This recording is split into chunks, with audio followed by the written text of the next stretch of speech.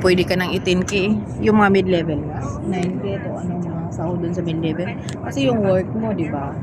All around, tapos mabigat. Pagdating nga sa akin, naminginayin sila. Yun lang. Okay.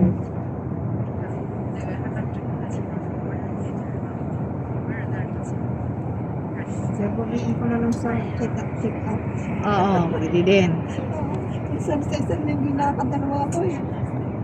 Kasi bumabalik At saka kailangan mo na rin man ngayon kasi nararamdaman mo na talaga. Okay sana kung wala ka nararamdaman. Eh meron naman talaga, di ba?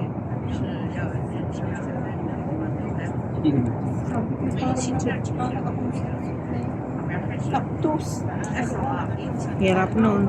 Sa ano nga yan, overwork.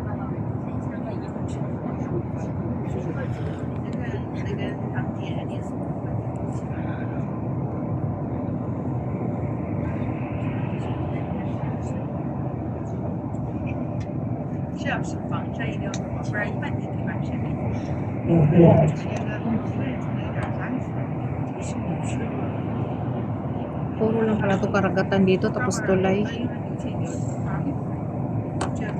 Na, maiidlip na ako kasi nag-tea ako. Na ba yun? Oo, 45 minutes pa eh. Late na kayo umuwi. Oo nga, late na. Ay, pa nga pang gumising. Nakatapos ko lang mag-chat kayo. As in? Akala ko patulog ka na lang. Tapos mo lang eh. Matagal ako sulang siya yun. Nagsyalak ako. Nag-ano pa, nagpatulog ako ng baho. Kaya nga, patulog ka na yung pauwi pa kami. Kaya hindi na nga ako nag-ano eh. Sabi ko, para makarest ka na lang kasi gabi na yun eh.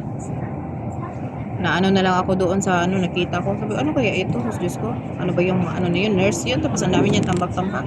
Hindi pa ako nakakalis talaga eh. Di ba? Nurse, ang dami niyang tambak-tambak. Ano ba yun?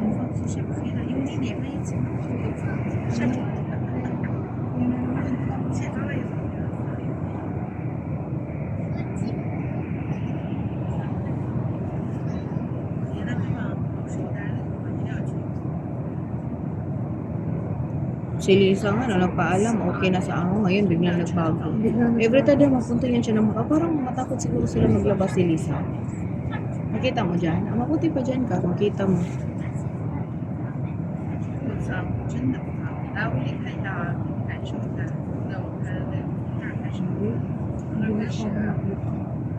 Hindi masyado makita. Mamaya na lang pagbalik, ikaw na naman sa window.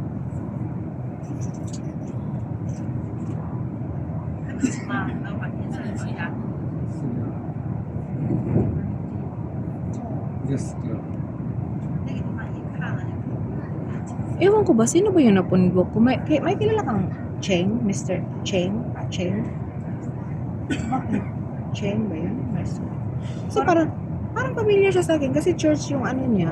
Pero hindi ko alam bakit. Parang yung nagbibigay ng ano, ng communion niya yung kungkunga ng ano, ng masasang blessed sacrament, yung matanda. Kasi nga ano siya sa akin, nag-message. Tapos naman ang sinasabi niya, Father is coming now. You go to the sabi ko, pero bakit sabi ko napunbok ko ito? Sabi ko, bakit ko kaya ito napunbok? Sa church talaga to. Ang nakalagay doon, Miss Cheng. Tapos sabi ko, wrong number siya ba? Siguro pinay yung ano niya ba? Tapos hindi ko alam bakit na-save yung number niya rin sa akin. Baka nga sa church. Pero hindi ko siya maalala. Siya really, pero number ko talaga daw, 55 yun talaga. Ewan ko, bakit parehas? Is this Ann? Ilang beses na talaga yan.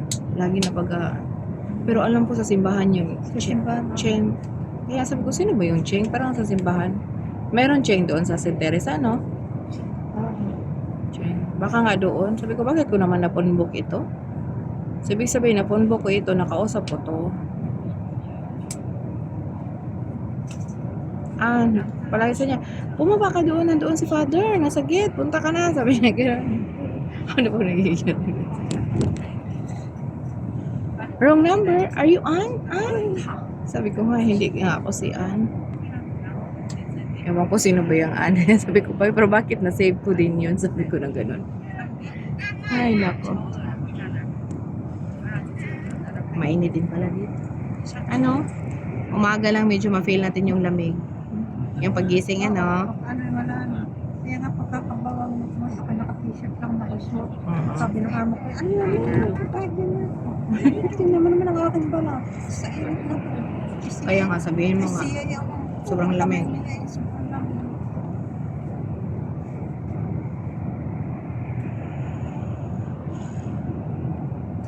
Ano eh, kung ako na sobrang pinag-init, bigla kong kumain. Nilagyan mo pa rin ng ice. Patuloy mo. Hindi tinanggap, hindi ko na minsan nilalang na ako. Ano, Mahirap rin pag walang ice pack, no? Kasi yung sa alaga ko kasi kinukuha nila sa freezer. pag ako, meron ako, itinapon ko na yung laman. Oo. Minsan yung mag-market ka, di ba may binibigay silang ano, ice. Yung mo itapon mo. Balik-balik mo yun sa ano. Hindi, ang akin eh, yung bottle, water bottle na ano yung sa pang winter, siya kung nilalagay sa loob, na maliit lang siya.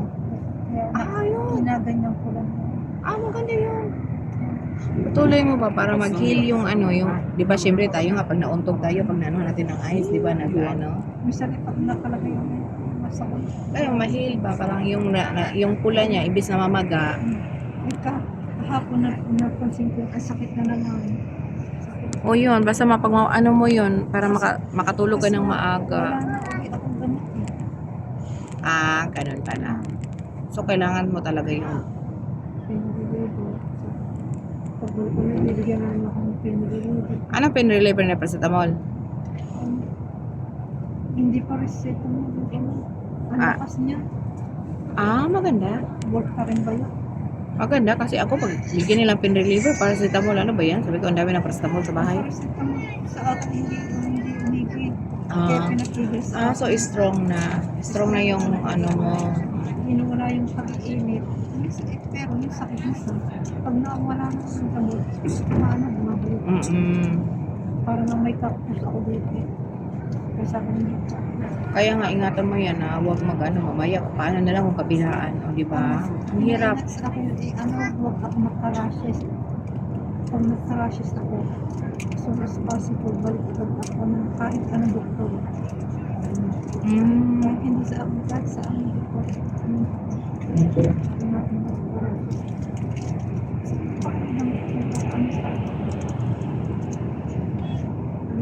Sa loob na ko ng isa eh. Hindi dito. Iba yung iba. Dito sa labas. Sa loob.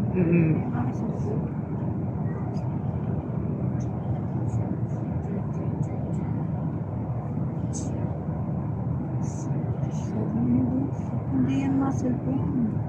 Hindi talaga. Sa kolong kasi muscle pain. Sabi ko, hindi talaga ako nakakaramdam sa loob. Kaya nga. Di ba, ikaw na sasabi na mainit katawan mo. Ang sigaw ko. Oo. Sa ribs. Kasi makapa nila yan, di ba? Alam nila yan. Ang sigaw ko. Kaya ako tuloy siya sa akin.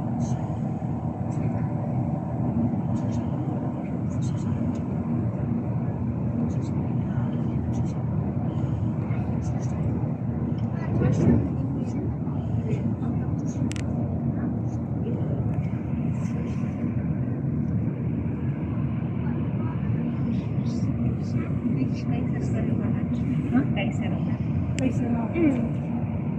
Kaiser din pala siya. Tapos ka na? Tapos na ako. Pero yung kapatid na rin hindi lang. Hindi rin ako. Ayan lang. Ayan lang. Ayan lang.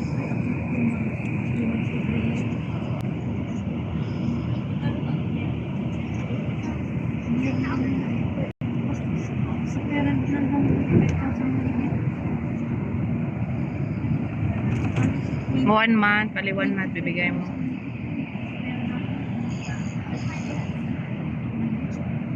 32 for 20 years. Paano? For 1 year. Hindi, pero hanggang ang ano niya, pagtapos, ilang years? 10 years? 7 years. 7 years? 7 years lang?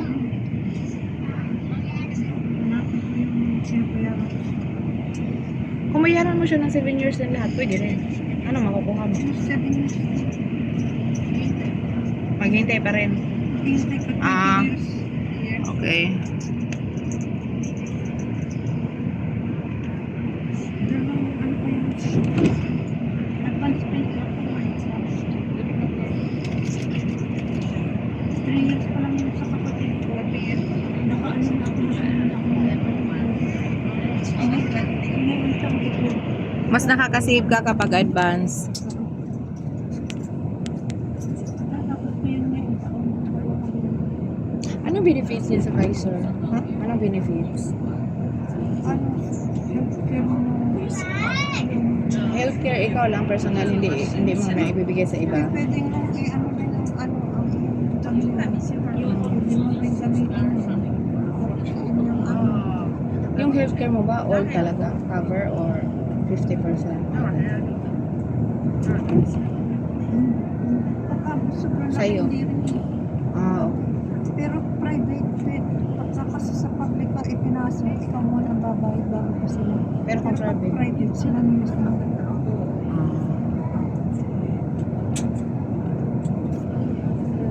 Maganda yun.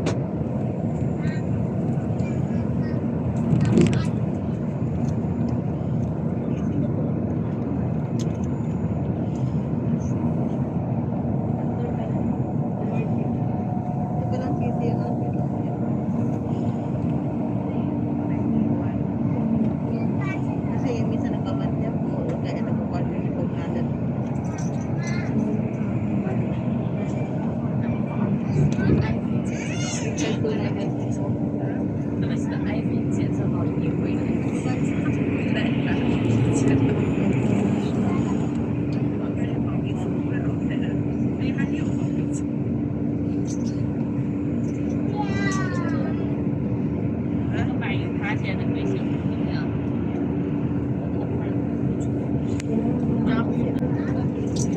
Walang signal ako.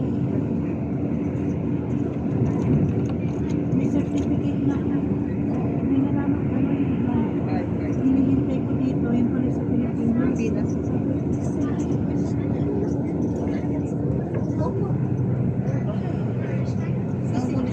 Kasi natatanggap ko yun.